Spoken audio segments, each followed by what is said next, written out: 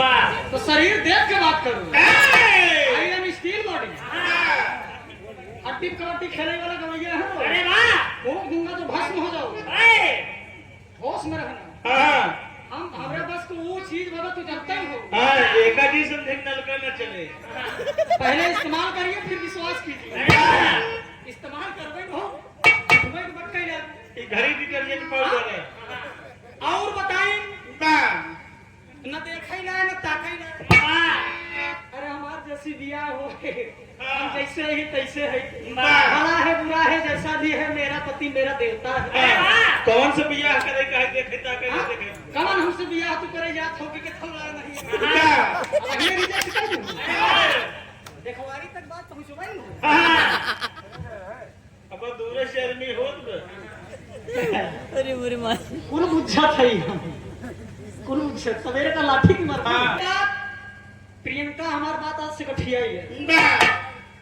अगर बीछी के मंत्र नहीं जानती है कीरक बिन हाथी डाली तुम बीछी के मंत्र नहीं जानता हूँ इनके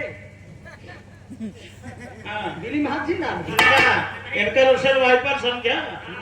वाइपर रोहित तू कीड़ा है कि 10 ले तो फिर लहर सीधा काटे के पड़े। इसलिए मुझसे अगर जब बिरहा गाया करो ना होश और हवास में गाया करो। दिमाग एक जगह स्थायी नहीं खर्च दिल और दिमाग नौ लबर धबर दिन करा कर और उनके चक्कर में ना आवा करो। उनका कहीं तो चाय रख के खाली मसाला तैयार करें और कोनो बात नहीं। भारत समझा बस गायन की पकड़ को समर का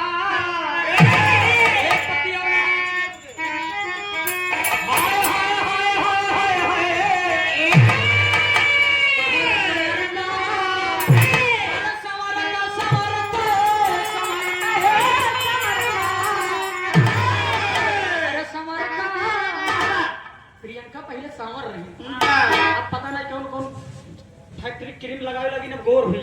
सबसे ज्यादा इनका इलाहाबाद में पानी सूट करते हैं। सांवर शांत रहा। अरे सांवर का पता नहीं क्या छनछना ना। अरे सांवर का पनिया में लगी गया।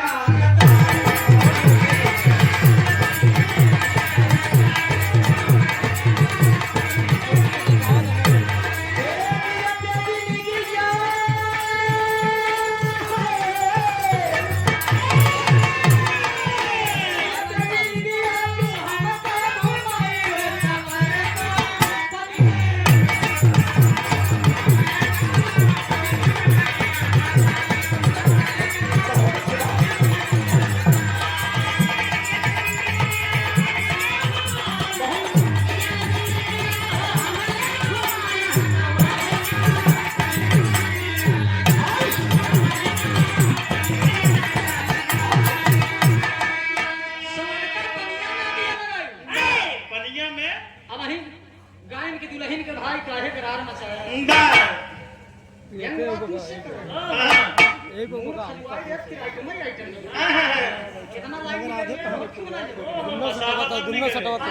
अरे गईली हूं खिसिया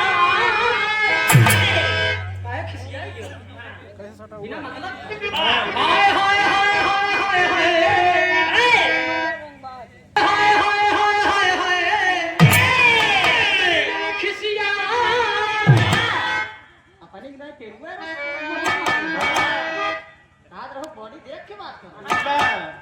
खिसियाने बिल्ली खंभा नोचे। जितना जाने हमसे पहलवानी लड़े तो ये घंटा बाद पानी मांग। वो अलग बात है कि तुम बिल्लियों से नहीं लड़ते। थोड़ा सन्यासी हो गया हूँ क्योंकि कई गायिकाएं हैं जो दूर भाग रही हैं। वो अलग बात है साधु संन्यासी हो जा तो। इसलिए मैंने आशीर्वाद बरसाना चालू कर दिया कि जाओ अब सब क्षमा है तुम्हारी कोई बात नहीं। लेकिन उनके चलते हमार निपाई जात कहूँ यही मारा नजरअंदाज कर रहे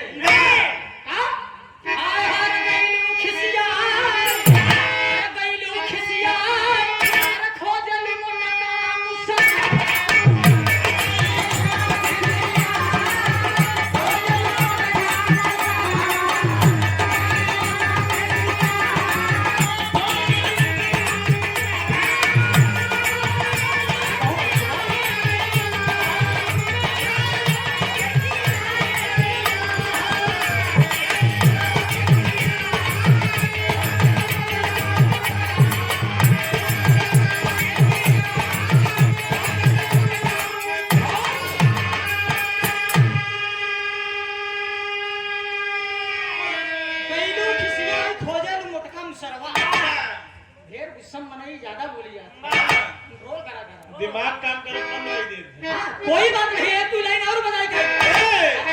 हाय हाय दुल्हा मिला बड़ा हल्का, भगवान कसम लाइन हमरो ओरी के से चलै नहीं।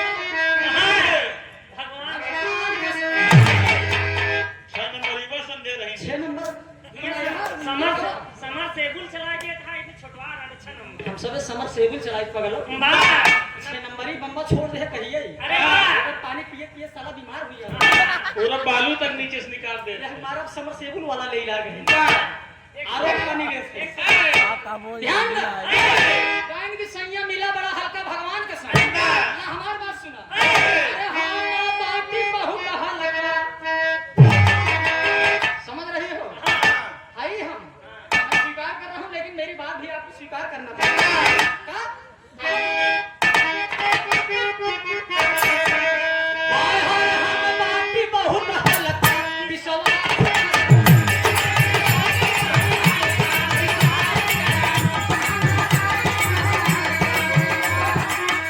अरे हम बाटी बहुत हल्का विश्वास। ये करे नहीं। अरे तोहरो गाड़ी दे बंदे।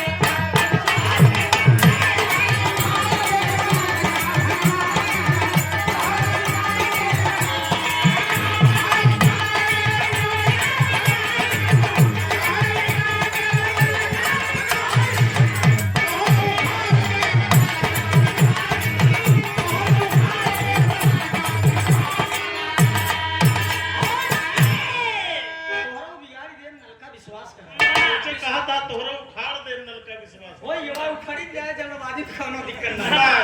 विश्वास को दुनिया टिकट डॉक्टर भाई। अब विश्वास कर कुछ सब काम हो जाए। हाँ, पहले इस्तेमाल करें और क्या? फिर विश्वास करें। और का भाई एक लोकगीत भी कहें कि छोड़ के सुनाई दे। हाँ। और बहुत कम समय में अच्छी प्रस्तुति। आप सब देखा हंस के झगड़ा ना लगा है। हाँ। ये कलाकारी है। हाँ। अगर एक कलाकार दूसरे कलाकार से लड़ेगा नहीं हाँ। तो आप सबको एंजॉय नहीं आएगा, हाँ। मजा नहीं आएगा। हाँ। तो आप यार खाली सादा सादा बिरहा गाएं। सारी झगड़ा नहीं से लगे कोई गलत।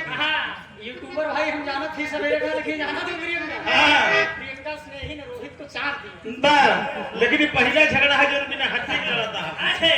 अब यह लिखिए जाना सही। हाँ। हाथ जोड़ो फिर लिखा ना मेरे पापा देखिए हाँ। कैसे यार कहां चलवाए। हाँ, पड़ोसी से मिले। समझे? गलत बात ना डाला मेरे भैया हरे। हाँ, पड़ोसिन बिलासपुरी को आए रहे। बारे पड़ोसिन। अरे कौन गांव से तू चली आई हो?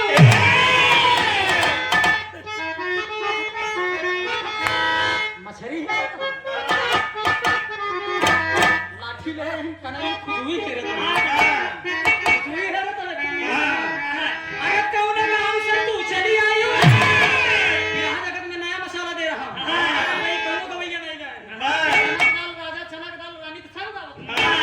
ये भी मसाला नया है। एहर ओहर को मछली समझे दे लूटूर बाम समझा पूरा तो। हाँ। बा अरे कौन गांव से तू चली आई हो?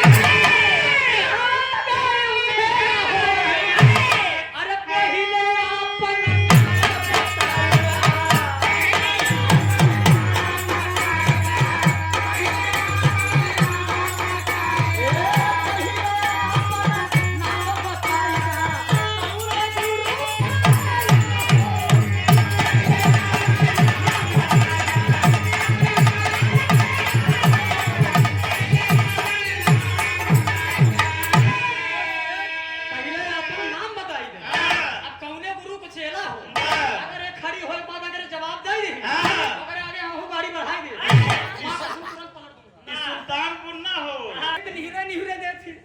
निहुरे निहुरे हां अबले बोली बा ई का भैया काहे रोहित निहुरे देथी हम खड़ी है। अरे बा वो तो लंबाई और छोटाई हिसाब की बात किया मतलब कौवलिया वाला जब भाव लगा रहा भाई हम तो निहुर के गा रहे कौवली टोपी लगाई वही कहे कि निहुर के देथी हम खड़ी है। ठीक कोनो प्रकार दे वाह निहुर के खड़ी गीत का भाव और कुछ ना समझ बाप ए और भैया क्या कहना है? अरे गोरी लूट लूंगा, अरे गोरी लूट लूंगा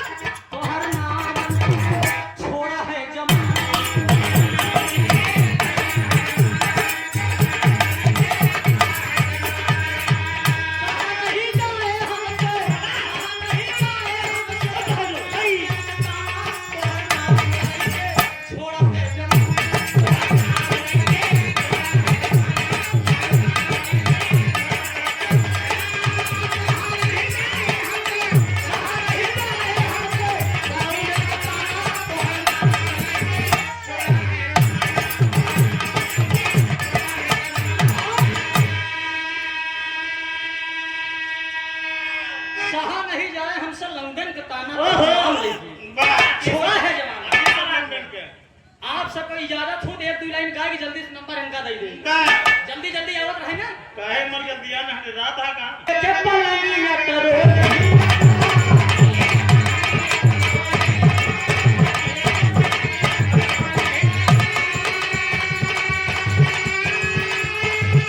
हिले के पलंगिया करो जे हिलता बाकी न पतार में मजा भी ना।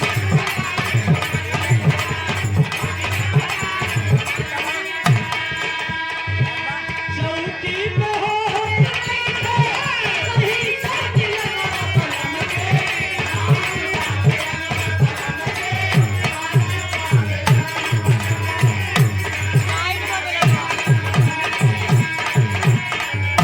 हिले के पलंगिया तो रोज हिले तो भाई फरमाइश रहा। एक लाइन और गाओ ओकरे बाद नंबर दे दे। हां कहे रे बेला ना आया औ ले ले ले हले ये मार बड़ा पुरान मसाला भी। हां एक हम किस प्लान संग करे पड़े वाले भी। कहे रे बेला ना आया औ ले ले ले हले कितना बेलना बनवाए रहे अभी तक बिका नहीं तो बेला ना कई जगह टूट गया साहब। ये मारा एक बेचा बंद कर बड़का मेला के हिसाब से बनवा रहे हैं लगा नहीं रौजा रौजा के मेलम बेलनवा टेढ़ होई गयो हम नाव बेला रोजा बरसलिया ये आए है जानू ध्यान दे। बेला ना आया औ ले ले ले हले अरे बेला ना आया औ ले ले ले हले अरे ले ले बेला ना आया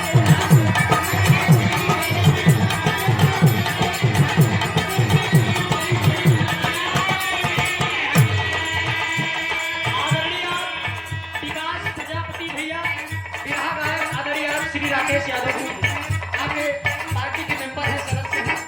भैया की तरफ से गावन प्रिय पुरस्कार सरकार सुखी रखे मालिक कर कल्याण करेगा। अरे ले बेला ना आया ले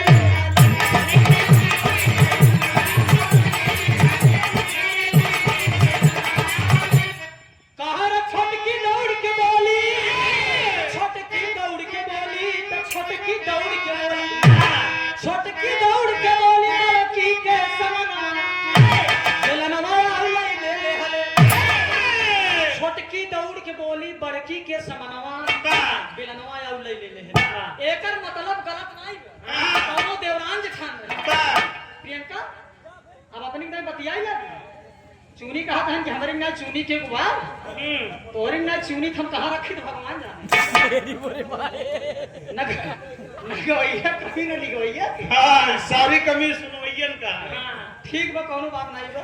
छोटकी दौड़ की बोली बड़की के समनवा देवरान जेठान रही देवरान जेठान रही जब वहां मिले में रही तो खूब घर गृहस्थी अपन बनाई घर गृहस्थी बनाई छोटकी दौड़ के बोली बड़की के समनवा एकर मतलब गलत ये सुनाई बा।